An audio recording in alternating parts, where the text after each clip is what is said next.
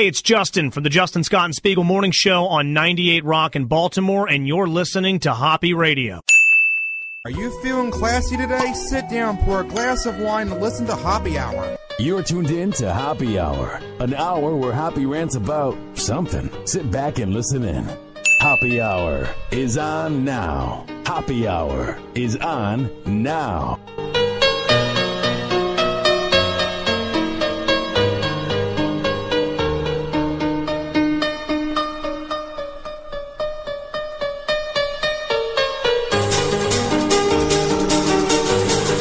What's up? This is Hoppe Hour. I am your host, Ryan Hoppe. And for the next hour, I will be ranting about things so that I can change the way you think. I will be ranting about things because I haven't done a show in a week, and damn well it feels good. So I saw this headline, and like I said, I thought it was something from The Onion, or maybe something from The Daily Show, or I guess it'd be the Colbert Report if it was on, or the Nightly Show on Comedy Central, John Oliver, anything. I did not possibly think that someone who is paid by the Chicago Tribune, the third biggest market, one of the biggest newspapers in the country, would be paid when she's supposed to be giving her opinion to write something as despicable and as disgusting as this headline. Here's what it says. And I'm not going to read the article. I'm not going to give this girl the time of day. I'm not going to read what's in the article, but I'll tell you what it's about. It says, here's the headline, and this is from TalkingPointMemo.com. It says, Chicago Tribune writer. And then it says in quotation, I'm praying for a hurricane like Katrina in Chicago. I will repeat that again. I'm praying for a hurricane like Katrina in Chicago. So she wants what happened 10 years ago in Hurricane Katrina when it took 1,600 lives and all the homes were destroyed and the whole city was underwater. She wants something like that to happen to Chicago. And even before I get into the article, we all know why this is despicable. But I feel like we kind of became numb to Hurricane Katrina because it happened right before the breakout of Facebook, Twitter, all the news, social media. And this was before the media became scoundrels where they talk about something for 3 weeks like Sea Soda Lion or the Malaysian airplane. Can you imagine if Hurricane Katrina happened now? And rightfully so, we would be talking about it every single day. But because it was 10 years ago, they were talking about it every single day, but I feel like we seem to forget about it. Like, I know time flies, and it's hard to believe it's been a decade since Hurricane Katrina, but that might be the reason why this woman wrote this article. We've become numb to it. There are 1,600 people that are now in the ground. They're now taking a dirt nap because of this storm, because of Mother Nature. And she has the audacity to write this article suggesting this is what Chicago needs because of its crime. Get the hell out of here. I don't know if you can tell, but it gets me a bit mad. All right, it says here, a member of the Chicago Tribune's editorial board wrote Thursday that she is praying for a hurricane that will transform Chicago, similar to the way Hurricane Katrina forced upon change in New Orleans. First of all, one of the reasons why New Orleans was so screwed up was because of their scumbag mayor, and now he's in jail for what, 9 years? I'm not going to sit here and pretend that I know about politics, but it seems like the city's doing better once he left office. Just saying. Ridiculous. That you would even suggest a way to fix one of the most dangerous neighborhoods in Chicago, one of the worst ghettos, by having a hurricane that would fix everything? Get the hell out of here. Why don't we be the better person? If she's saying because these gangs take other people's lives, why would you go to their level by wanting them to die? Why don't we get them into prison? And why don't we try to spread happiness and talk about volunteering and doing things that can prevent violence? Not writing a despicable article in the Chicago Tribune, which is just going to invoke more anger, invoke more violence. Dumbass. It says here, Kristen Mcquery, a member of the Tribune's editorial board, began her column by writing that envy might be an unexpected response to Hurricane Katrina. What? Was this a slow news day and she just wanted the interaction and she was desperate for anything that would get clicks? Because frankly, no one reads the newspaper anymore in 2015. I'm surprised it's even around anymore. It's because all the people that are like 80s kids and 70s kids and even from the 60s and 50s, all the old people, 50 and up, read a newspaper. Nobody does that anymore between the age of 40 and younger. We all have Twitter. So she had to find some way and somehow for her to get an article that people would care about. And I'm not saying they care about this, but it brought attention. It worked. It says here, but with August 29 approaching fast and New Orleans Mayor Mitch Landrieu making media rounds, including at the Tribune editorial board, I find myself wishing for a hurricane in Chicago, an unpredictable swirl of fury. Geysers exploding through manhole covers, a sleeping city forced onto the rooftops.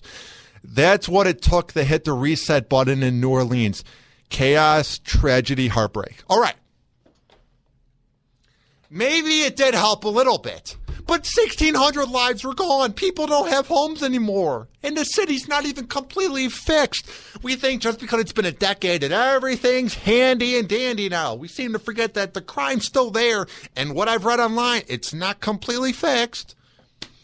And number two, why would you even write about a tragedy happening again?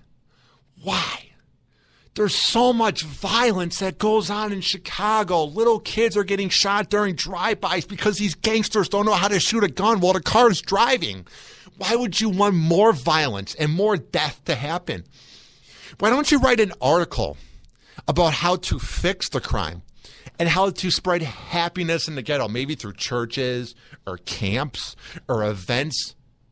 Why don't we try to ignore the idea of death? I know we're all going to die someday, but these people in these ghettos die all the time. Why don't we write about something happy to try and fix the ghetto? I know crime will never go away. I know there will always be ghetto areas, but why don't we write about something that can just bring some happiness? Like, do you think if anybody in a bad neighborhood who's in a gang is going to read this article and be like, you were right, Kristen Mcquery. I love this idea. It's going to invoke anger, you dummy. Oh, God. She should be fired right now. I'm the guy where I don't think radio show hosts should be fired for what they say on the air to a point. I don't think TV hosts or radio hosts or anybody should say they're sorry.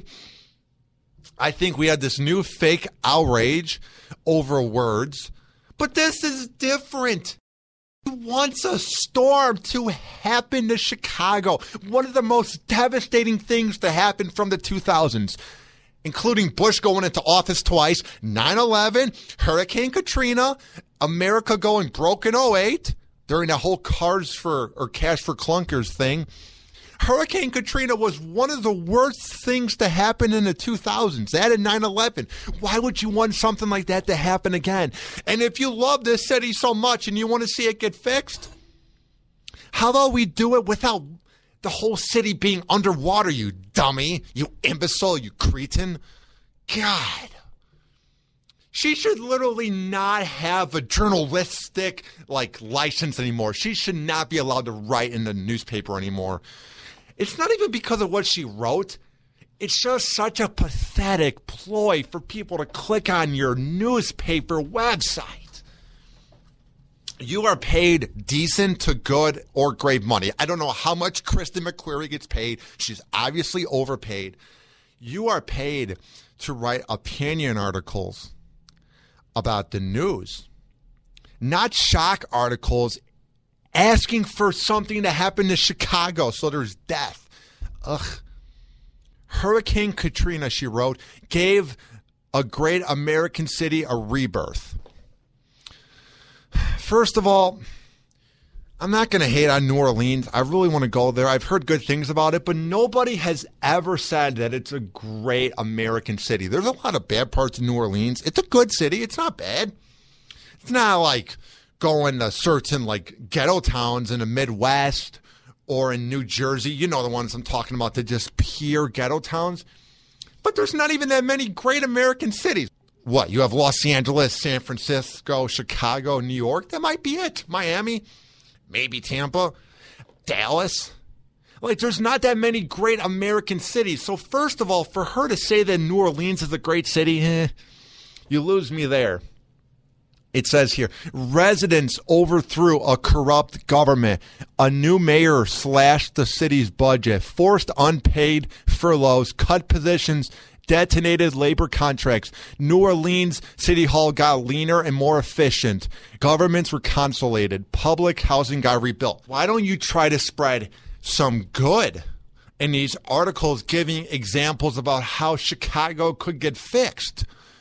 You don't need a storm to have things get fixed. We just need to find a better mayoral candidate besides that scumbag Rahm Emanuel and that buffoon that went up against him, Chewy.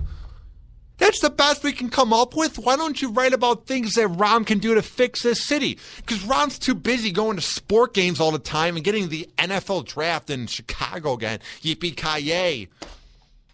I'm not going to sit here and pretend that I could be the mayor of Chicago. Get the hell out of here. But at the same time, what has he done? The only reason he got elected is because he's a friend of Obama's. He literally slid into the office, 8 years ago?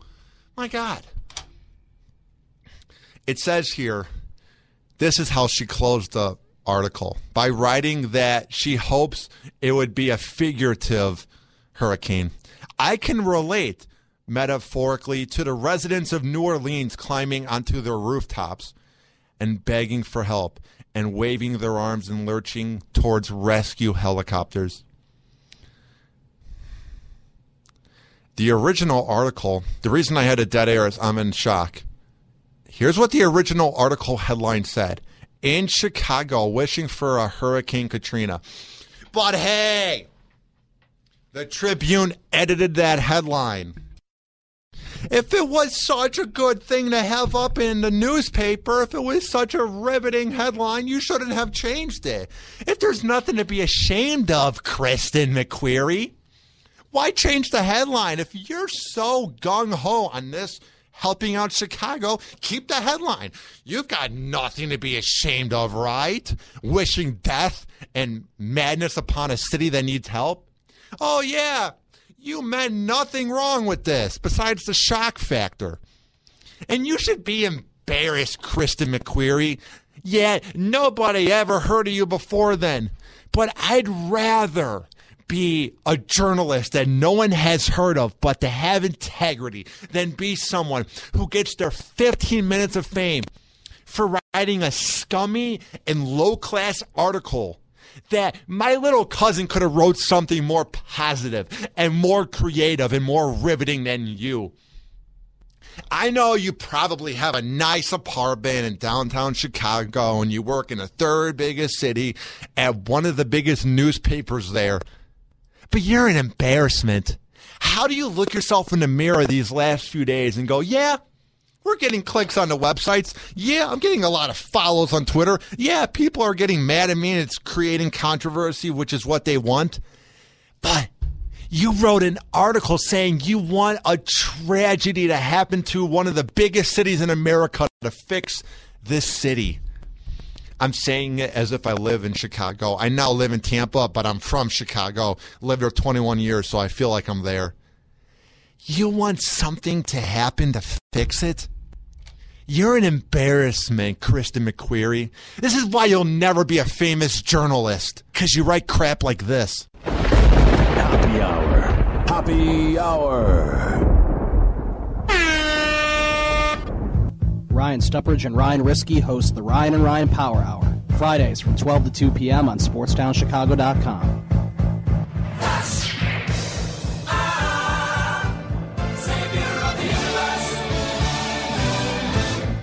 We're saving the universe with our sports talk.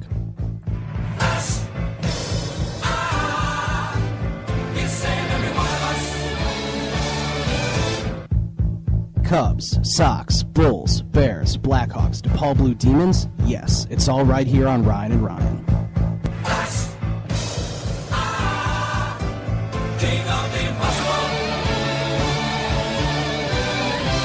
If it's not impossible for you, listen to the Ryan and Ryan Power Hour every Friday from 12 to 2 p.m. on SportsTownChicago.com. It's for every one of us. Stand for every one of us. It's time for the mighty and every man, every woman, every child, every flash. Hi, this is Ryan Stuppridge, one of the hosts of the Sports Renegades, Thursdays from 6 to 8 p.m. on SportsTownChicago.com. On the Sports Renegades, Ryan Risky and I will discuss all the hot sports topics and all your favorite Chicago sports. Chicago baseball is back and better than ever, so look no further than the Sports Renegades to get your Cubs and White Sox fix. We're also discussing the Chicago Blackhawks as they try to chase down their third Stanley Cup in 6 years. Ryan Stuppridge and Ryan Risky bring you all the best on the Sports Renegades, Thursdays, 6 to 8 p.m. on SportsTownChicago.com. He hates the Kardashians and Dwight Howard, but he doesn't hate me. You're listening to Hoppe Hour.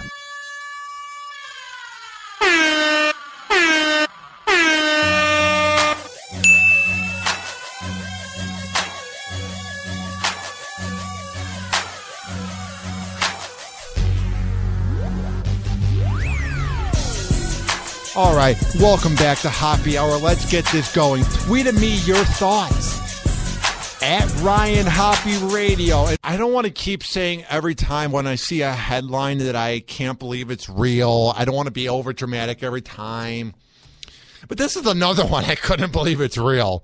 Like, I had to check my eyes to make sure that I was reading this right. Because a lot of times when I check the news in the morning, what I'll do is, like back in the day, all the old people or even people that are in their 40s when they're on radio, they'll crack open the newspaper, have a nice hot cup of Joe, and see what's going on for their prep for the radio show. What do?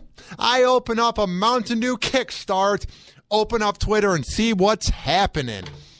And whenever I read these articles that I can't believe, because I go to Talk Topics, it's run by Perry Michael Simon, a really badass guy who has all the prep for all the radio shows. I love it. I really appreciate it. It's at Talk Topics.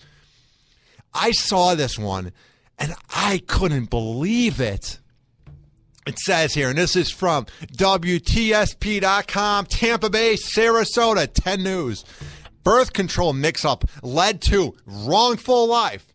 No, it doesn't say led to wrongful death. Like maybe she got the birth control shot on accident. No.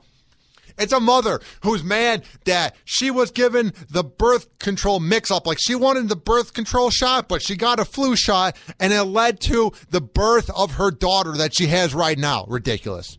This is from CBS News in Seattle. A Seattle woman is suing a community clinic, claiming they made a big mistake when they gave her a flu shot instead of a birth control injection. First of all, I'm pretty sure by looking at you, you wouldn't be someone that would get a flu shot. So you should be happy that you got a flu shot because they're very convenient. Just a side note. And it says here, Yesenia Pacheco said she loves her 3-year-old daughter, but she believes the federal government needs to pay her for her unwanted pregnancy. What? Let me reread that. She loves her 3-year-old daughter, Sandra, but she believes the federal government needs to pay for the unwanted pregnancy. Now listen, my mom is Roman Catholic, so is my dad. But she told me that when my dad knocked up my mom, they were married for like 6 months, and it was like in December around her birthday, so you know how she got pregnant. They weren't expecting to have me, and she said if she wasn't religious, she would have aborted me, but she didn't, and she's happy to have me.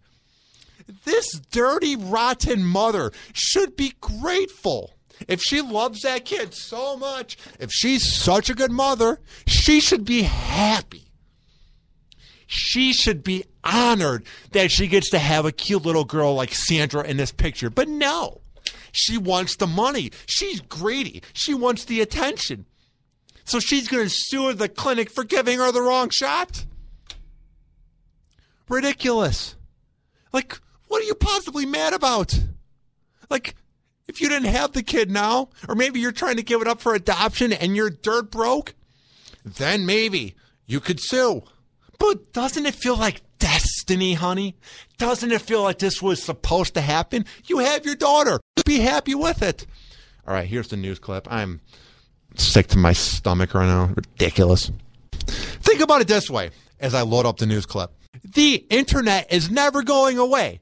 It's not like this is happening in 1995 and there will never be an archive of this online. People will look up the mom in 10 years and see that your mommy didn't want to have you. Your mommy didn't want to have you. And she will be taunted at the playground. So shame on this mom for even thinking about the lawsuit.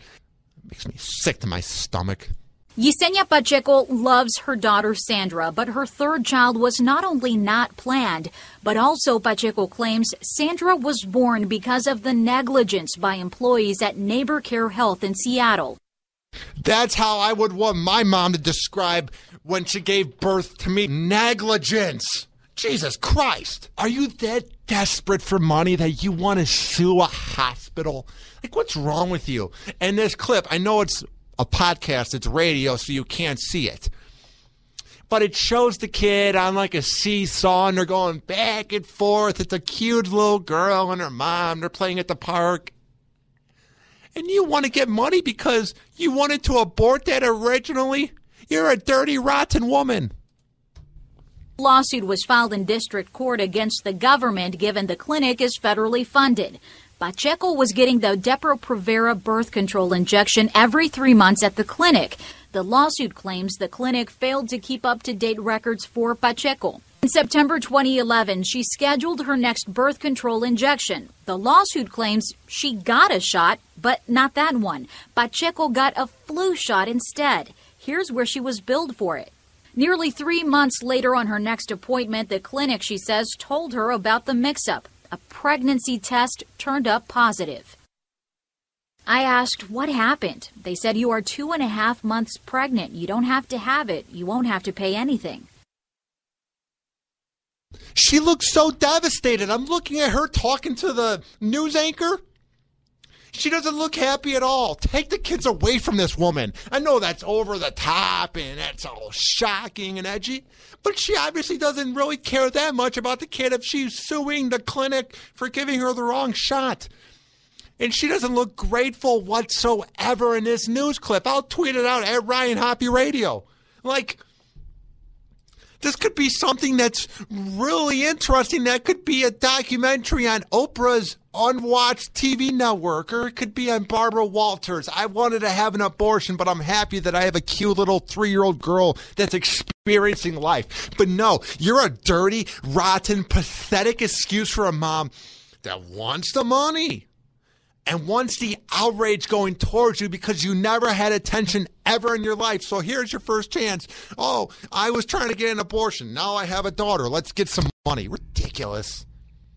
Like, how do you look yourself in the mirror? How do you look at your little girl when she's playing in her bed and she's like, Mommy, clean up my diaper? Or you guys are watching Blue's Clues. That's what I watched in the 90s. I have no idea what kids watch now, Phineas and Ferb. And you're watching that show or whatever they watch.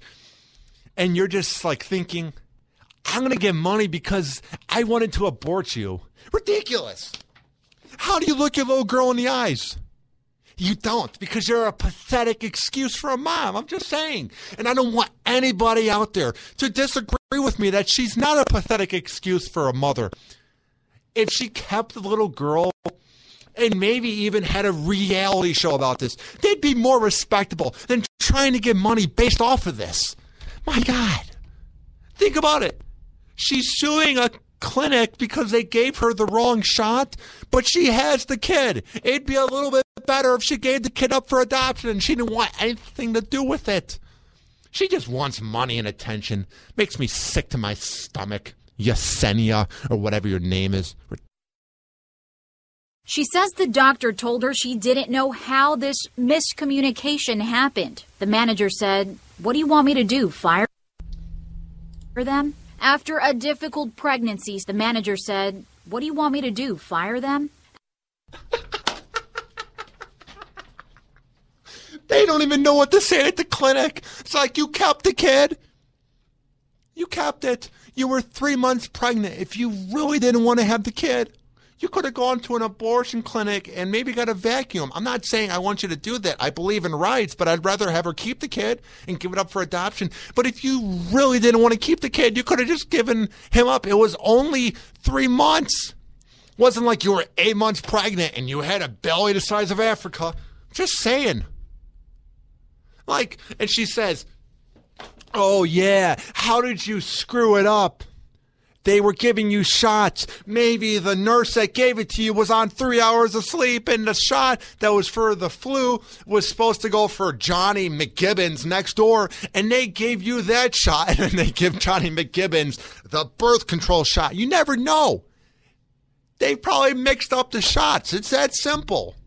Jesus, is she an awful human being. After a difficult pregnancy, Sandra was born in August 2012 with a brain malformation affecting her speech and motor skills. That's even worse. The kid's suffering enough. She has speech problems. She might have a case of autism or something. There's something that she needs to get help for in her life when she'll be in school. A good mother would be looking at ways to get ready for the life of having to help out your little girl. A good mother would already be looking at a good preschool or a daycare. A good mother would go to the library or go to a bookshop or go online and look up how to be a mother with a kid with disabilities. A dirty, rotten, greedy mother is the one that sues the clinic because she wanted to abort it originally. How about you focus on your little girl, Fasenia Pacheco? And how about you try to get ready, because this little girl's going to have a rough life. If you're more focused on trying to get money because you wanted to originally abort this kid, and you're not focused on trying to help out your little girl, this makes me sick to my stomach. Like, I know you can tell by my ranting and my voice that this gets me mad, but at least with the old article that we were talking about from the Tribune, that was just words. That was a columnist looking for attention. This mom actually wants money because she wanted to originally abort the kid, but she kept it. Nobody forced you to keep it. You were only 3 months pregnant. You could have paid for an abortion doctor and had it taken away. You could have given it up for adoption. But no, you kept the kid, and you also waited 3 years. 3 years. It wasn't like you got it the next year when she was brought into this earth in September 2011. It wasn't like you sued even in September 2012. No, you waited 4 years. 4 years. Ugh, you know, somebody at her little bar that she goes to or whatever, they're getting drinks, drinking mimosas, and she's like, you know, you could get money because you wanted to originally abort Sandra. And that's how it all began. Because something is fishy if you wait 4 years. 4 years. Ridiculous. The family's attorneys say the clinic's failures should legally be considered the cause of Sandra being born into a, quote, wrongful life. She loves the child, but she was put in a position that she did not want to be in. We have repeatedly. If she is suffering so much from having the little girl, maybe give it to your sister or give it up for adoption. If it's bringing so much burden and so much pain, the cute little girl you have, maybe you should figure out a way to help it, not get money from an abortion clinic that did something wrong. Oh, my God. I think this is the most mad I have been in a while when it comes to the rant, because this is just such an awful human being. Asked the clinic to comment on these allegations. So far, they have refused. Sandra's parents now administer medication to avoid seizures. They are suing for an unspecified amount for medical bills and pain and suffering. It's hard, she says. I already have 2 girls. I didn't want any more. Maria Guerrero, Cairo 7, Eyewitness News. This is something out of idiocracy. The fact that you have a little girl and you're not focused on being a mother. You're not focused on trying to get ready for the next 18 years, trying to get your kid ready. Like, time flies. Like, within a blink of an eye, she's going to be 18. We don't know what condition and if she'll be ready for the road by then. But you need to start getting ready now. But no, you're all in it for the money. You're all in it for the attention. Because you're a dirty, rotten woman, an embarrassment to the name of mother. Like, it's embarrassing that you're a mom. It's embarrassing that you tuck that little girl in at night and you look at it and you go, I wanted to abort you originally and now I'm trying to get money based off of it. Makes me sick to my stomach.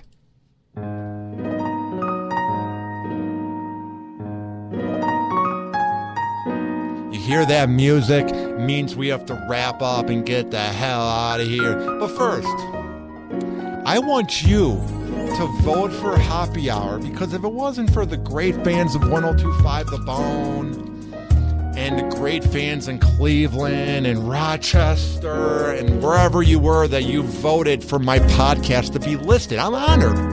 I am honored. I'm in the Creative Loafing CL Tampa for best local podcast in Tampa, and I've been here for what? A fourth of a year? I'm honored. So go to tinyurl.com/happyhourtampa and vote for the podcast. And if you want to download my app and check out my podcast, oh yeah, and check me out at the gym, just download my app for any Apple device. It's Hoppe Radio in the App Shop. But if maybe you're freaking out, and you go, how can I listen? I don't have a fancy, schmancy Apple device. It's not too hard. If you have any tablet, just download TuneIn Radio. If you have any smartphone, it's not Apple, just download TuneIn Radio or Spreaker and just search up Hoppe Radio. Tweet at me. Follow me. As long as you're not a troll or you're not a douchebag, and you're worth following back, I will follow you back. Just follow me on Twitter, @RyanHoppe Radio.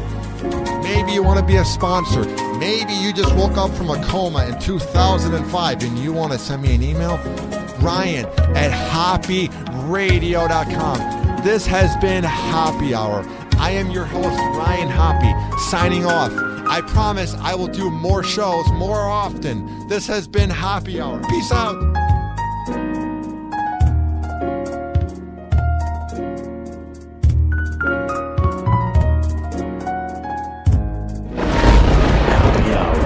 Happy Hour.